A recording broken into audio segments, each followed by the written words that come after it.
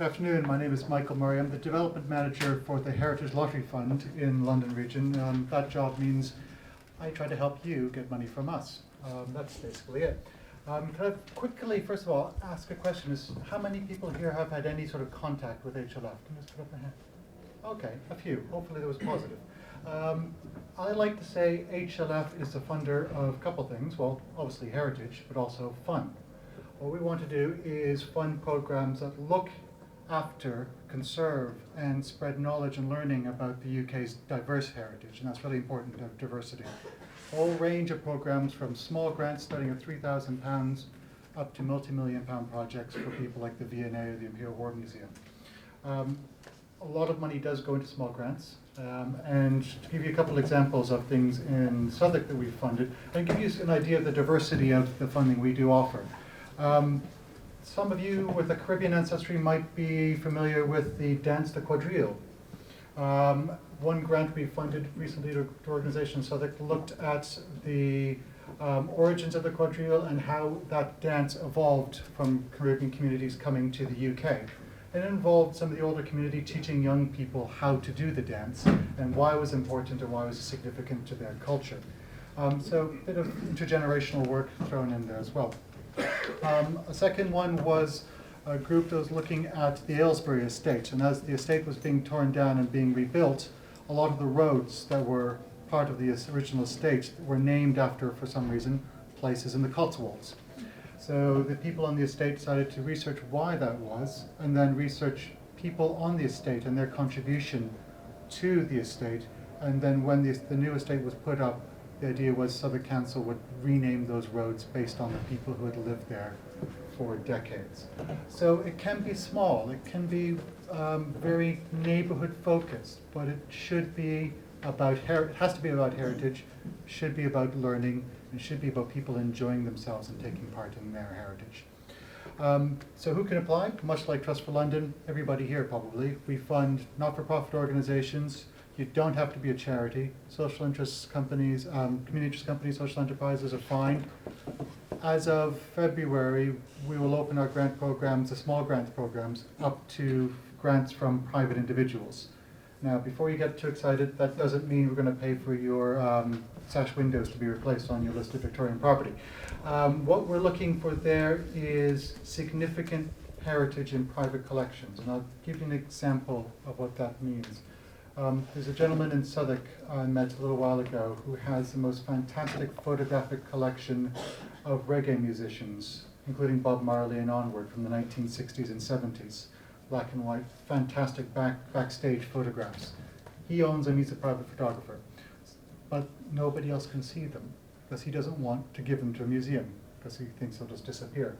So we could fund him, for example, to create a website, conserve, catalog those photographs so all of us can benefit and learn about the evolution of reggae in the UK through his private collection.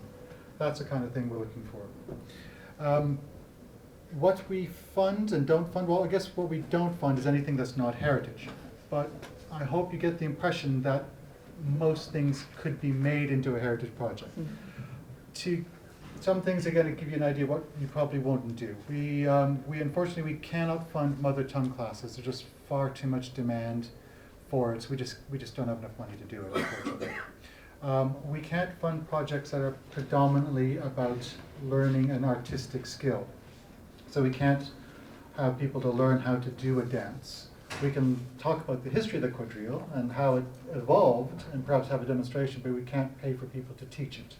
There's a very distinction there. It's a bit blurry, but the Arts Council is here for the arts, HLF is here for heritage, and we make sure we try not to step on each other's toes.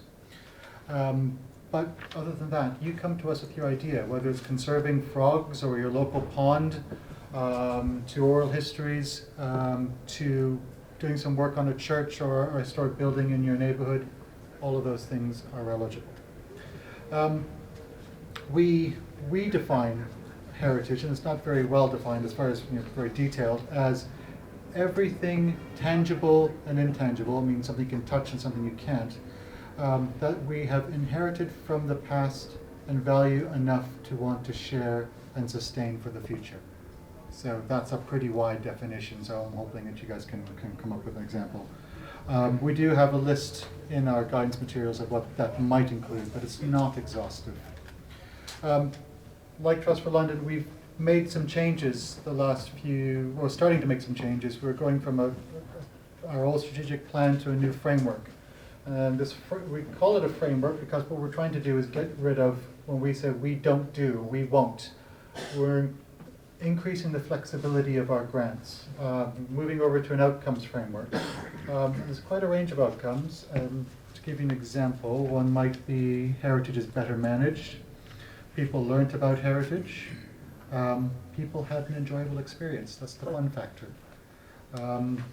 Or more people and a wider range of people will have engaged in the heritage. And that's really important, getting more people involved.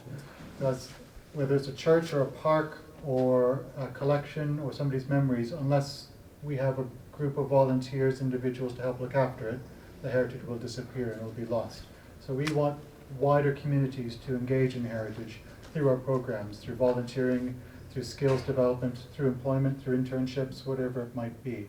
We want you to share your heritage with all London, because it's not your heritage, it's our heritage, and we want to hear about it and learn about it.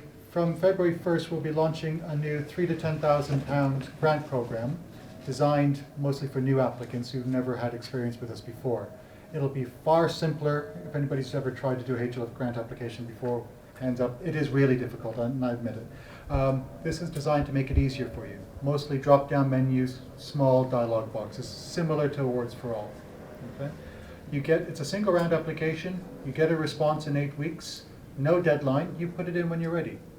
So that's the 3 to 10,000. Then we have a program from 10,000 to £100,000 called Our Heritage, used to be called Your Heritage, for a bit more ambitious projects. And then larger grants from there onwards. We also have a small grant program, £10,000 to £50,000, dedicated to young people, and young youth-led projects run in combination with a heritage partner, for example, the Cumming Museum, which is just up the road, or Burgess Park could be a heritage partner. So those are the ones that probably are most relevant to people in this room, but it's not just those. We have projects around restoring churches, large programs for grants over £100,000 as well. Again, they all launch from February 1st, so the details are not on the website yet because we're still working out the details of them.